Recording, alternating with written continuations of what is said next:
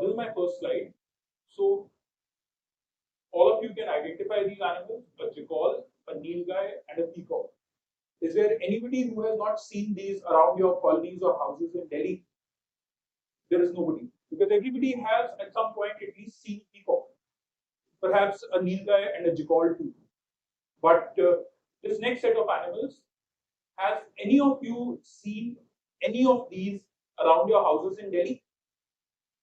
The first is a Indian crested porcupine, the second is a hedgehog, and the third is a desert monitor lizard that can be up to 5.5 feet long.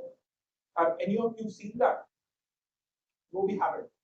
But the fact is that just like there are peacocks, jackals, and even nilgais in the forests around and inside Delhi, there are also porcupines and there are Indian monitor lizards.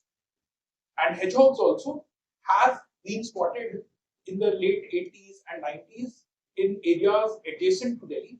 And there are times when people say, hey, there is some strange animal. And we all wonder whether it's one of these. And the purpose of my talk and what motivated my talk is that there's a area of wilderness near my house, and I've seen that being cut and destroyed, and I've seen animals running helter skelter, and I've asked myself that just like we got to see porcupines, just like we got to see monitor lizards, will the next generation also get to see them? And the answer, sadly, is perhaps not, because because almost all areas of wilderness around many of our cities are earmarked for development. Nobody says that we're going to destroy this wilderness and get rid of all the animals, but the fact is that to live and to survive in an area of wilderness, which need not be a forest, it could just be an area which is empty land, which has bushes. Maybe it's a huge plot of land owned by the government, maybe it's owned by some builder or private party, and there'll be animals and ecosystems existing there, because of which a monitor lizard can raise its babies, a porcupine can live munching on bushes, and peacocks and other animals can live. But when an ecosystem gets destroyed, all these animals are forced to search for food outside. Their babies are not safe because predators will eat them. Maybe they'll get caught, captured by humans and sold as pets or made into traditional remedies. Lots of things can happen. But the fact is that once an ecosystem is destroyed, it's almost a given that in the next 4 or 5 years, animals will die out. And that's the reason I'm talking, because it's my hope that talking about these issues, which are local to almost every city in India and to most cities in the world, will help raise awareness. And some of us will take some steps to make sure that a couple of years from now, not all the ecosystems are destroyed. And even if ecosystems are being destroyed, there's a critical mass of people who are aware of what constitutes an ecosystem in a city and who try to preserve it. So the next slide, this shows a set of food chains and ecosystems. All of us, when we were in school, learned about these food chains, that the deer eats plants, the tiger eats deer, and so that's the food chain. That if there are no deer, the tiger will die of starvation or it will be forced to attack humans. But in real life, a food chain looks much more like the pyramid on the left. The reason I'm saying it looks like a pyramid on the left is because more than the exact pictures of the animals, the fact is that for a primary consumer in a food chain to exist, it must eat maybe 10x of its own body mass of vegetable matter. For a secondary consumer in a food chain to exist, it must eat maybe 10x of its own body mass of insects. So this bird that eats insects, if a bird grows up in a year to weigh 1 kilo, it would have eaten between 10 kilos to 100 kilos of insects. And the insects in turn would have eaten maybe 100 kilos of insects have been eaten by birds, they would have eaten 1 ton of vegetation. so that they can support 1 kilo of birds. And when you have a tertiary consumer, you can multiply that by another 10. That if there's a snake that's eating 10 kilos of birds, that means that you can multiply it and you can know that there are thousands of kilos of plants and insects being eaten. And so when you have a woodland, when you have a space and bushes are cleared, flower beds are planted, grass is planted, all in the name of development. That hey, there's this area of rough land and we're going to make a beautiful park out of it. Chances are that the insect population will plummet. If earlier there were, say, 1 million insects living there, you'll end up with maybe 10,000 insects living there. So you have 1/100th of the earlier insect population. And even those will be under stress because each time a new officer or a new gardener comes, he'll say that we have to clear off these insects so that our plants can grow unimpeded. When the insects are cleared off, the local reptile populations like garden lizards, like skinks. A skink in English is what we call a Sapti mossi in Hindi. This is a small snake-like reptile, and that is what peacocks eat, apart from lizards and apart from snakes, which is like a legend that peacocks eat snakes. And if you wipe out the insect populations, these reptiles will not be able to live, and chances are that the peacock population will also plummet. That the peahens will lay eggs whose eggshells are weak because peacocks can eat grain, which people feed them, but they also need protein. And that protein comes from reptiles which feed on insect populations. In theory, a peacock could also eat insects, but peacocks, if they can find small reptiles, small rodents, they eat those. And so, when you turn a woodland or an area of wilderness into a park and decide to get rid of the bushes, chances are that the insect population will plummet, the reptile and rodent population will plummet. And as a result of that, the jackals that you see once in a while on your morning walks or the peacocks that you see will die. There are also mammals that are mostly silent, like porcupines. There's an area of jungle that I've been walking since childhood. And in one particular month during the COVID-induced lockdown, there were stray dogs there, all of which had been injured badly. And then somebody examined the stray dogs. They realized that the stray dogs had been poked with porcupine quills, which meant that there were porcupines living there. And but a few months later, that jungle was cleared, made into a park. And one can only wonder what happened to those porcupines. Maybe they went onto roads. Maybe if people like me who've been visiting that jungle for 15 or 20 years since we were kids have never seen porcupines, that means you were so shy that maybe they just hid themselves and starved to death. Who knows?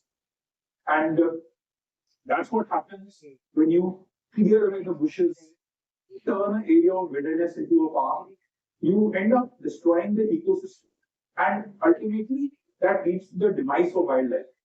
And some people will say that, hey, why are insects needed? Why is wildlife needed?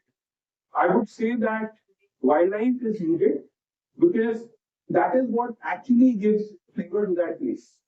If I have a nephew or a niece and I'm taking them to a park, when they see an animal, when they see a living being, they get a sense of empathy to it. They learn about its habits much better than they learn in a book.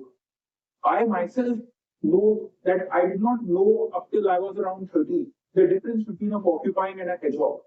I used to think, okay, maybe in Britain they have hedges, so they call this animal a hedgehog, and in Africa they have jungles, so they call it a porcupine. Until somebody showed me a porcupine quill, and I said, but what about hedgehogs? So that person explained to me that a hedgehog is more like a mouse or a rat, which has spines on it, and a porcupine has quills, which it can inject as a self-defense mechanism. And if I, who's reasonably educated, reasonably aware, have been into watching wildlife and watching wildlife movies since childhood, learned about this when I was in my early 30s, where will children who are from a less affluent background learn about it? Where will our next generation, kids who live in villages and urban areas right next to the jungle. Some of the jungle might be fields acquired from the villagers by urban authorities for the purpose of development or the purpose of green area. Where will those children learn about the hidden wildlife which lives on the edges of cities and areas of wilderness? I think our future generations will be robbed of all those lessons. The Nilgai, people say, is the largest antelope in Asia. Now, I have seen them since childhood because when we go through a jungle, we once in a while just see a Nilgai run past us. I have learned and spent a lot of time reading about how Nilgai's habits and grazing and browsing habits are different from cows and how they are similar to cattle. And I would not have tried to learn these things unless I had a chance to regularly get glimpses of it since childhood and have my curiosity tickled by it. And I think our next generation will be robbed of all these lessons if our areas of wilderness are turned into, are sort of cleared to plant grass, to plant flower beds, to use horticultural techniques that were developed in Britain and Europe. And during the 1800s, the late 1800s, the Europeans like to have access to sunlight because Britain does not get enough sunlight. In India, 8 months of the year, the sun is so intense that we need trees and tree canopy to protect us from sunlight. But many times, when an area of wilderness is being cleared and trees are being planted, they say that, okay, let's do a canopy raising exercise. Canopy raising just means that if there's a tree canopy above the area you walk, either they raise it to 15, 20 feet high, or they just clear off the tree canopy so that the sun can shine where people are working. Now, this is a horticultural concept from a cold country where sunlight is a desirous thing. What about Delhi? What if you cut off the trees above a path through a woodland or through a wilderness where people walk? The birds, incidentally, many of them make their nest exactly above the areas humans walk because they are quite sure that the predators who are scared of humans will not attack the birds there. If the birds make their nests inside the jungle, they are much more likely to be attacked. And what kind of predator will attack a bird? Even monkeys, which we feed fruits and bananas to, they also are opportunistic scavengers and opportunistic eaters of eggs and animal matter. So if a troop of monkeys is going and they see a bird's nest with eggs in it or with chicks in it, it's quite possible that they might just grab it and eat them up. And if you cut off the branches right above where humans walk, chances are that an entire ecosystem, an entire bird population over the span of just 2 or 3 years can get decimated. I'm going to now show you actual photos of places which I saw as being hidden ecosystems and places which I saw as being hidden ecological disasters. Because when you think about the ecosystem and you see a place being turned from a piece of wilderness into a manicured garden or a manicured woodland or a park, chances are that the ecosystem is getting destroyed. So here goes. See, this is a jungle. This jungle is partly cleared, but this tree that you see is a tree called Vilaiti kikir, which in India is regarded as an invasive species. Because they say that Vilaiti kikir, which grows faster than Desi kikir, spreads like a weed and it prevents native species of plants from growing. The plant, the Vilaiti kikir incidentally does not have a cover or a foliage like what we see in this. The reason you see this foliage is because there's a species of bush called a ziziphus, which shows something called phenotypic plasticity. That if it's on the ground, it will grow like a bush that is growing next to the ground. But if it has trees around it, chances are that it will grow like a vine, wrap itself around the tree, and the entire tree will be covered with the bush. Now, the beauty of this is that people often can walk fast on the ground, and on the tree canopy, very dense tree canopy, is not from the invasive species which is Vilaiti kikir, but it is from this thorn bush Ziziphus, which has covered the Vilaiti kikir. And because Ziziphus is a native bush, it has evolved to show phenotypic plasticity because grazing pressure of leaf-eating animals like nilgai, even porcupines which eat leaves, Ziziphus is one of the favorite bushes for them to eat. So, but if you cut off this tree, you say that hey, this is an invasive species. We have to remove all villaity keepers because this is the standard operating procedure of the forest department or agriculture department. Chances are that the bush will also get destroyed. And when the bush gets destroyed, there are going to be lots of reptiles, lots of insects, even monitor lizards that I'm fascinated by monitor lizards because each time I've seen a monitor lizard go past me, I shiver and I get goosebumps of fear because I've seen monitor lizards that are literally 5 or 6 feet long and like a mini crocodile, they are walking on the ground. I'm fascinated by jackals because I learned once that jackals do not live on the ground. They take the burrows of rats and other burrowing animals and then they build a system of burrows under the ground which has multiple entries and exits and it even has an area which is a nursery area where the baby jackals are kept. A jackal has an area where it can store food and animals it kills so that the babies don't go hungry. It has air holes and emergency exits. And many times, if you plow an area of earlier bushy land, the jackal burrows will just collapse. Sometimes we hear voices coming from under the ground. And I wonder maybe there are baby jackals on top of which the ground has collapsed and they have no sign of escape. I once saw an area where bushes were cleared and a jackal was moving around like it had gone mad, like a man who has lost his house. And I later thought that maybe the burrow has collapsed and its babies are underneath. Because I had never before seen a jackal linger in the same area for 5, 10, 20 minutes, even 50 hours. And I've heard of elephants digging for 10 hours to save their babies, but this jackal, which is normally shy, maybe it has lost its babies. So, so that's what motivates me to give this talk in the hope that TEDx, being about local issues and local communities, my talk will raise a level of awareness. This is also an understated ecological disaster because where you once had vines, thorn bushes, which I talked about in the previous slide, covering the trees, and this mound, it had more bushes under which perhaps there was a jackal burrow, and this was cleared, and now grass is being grown. There are tree saplings being planted, and perhaps the plant bed will be put. But to me, this is a site of an ecological disaster because bushes that were growing for decades, which had animals, reptiles, and ecosystem living under them, have been destroyed. The one on the right side, which is a slide I had previously shown, which shows a Vilaiti keeper covered with Ziziphus bushes, that also is an ecological disaster because the undergrowth and the vegetation around these trees has been cleared.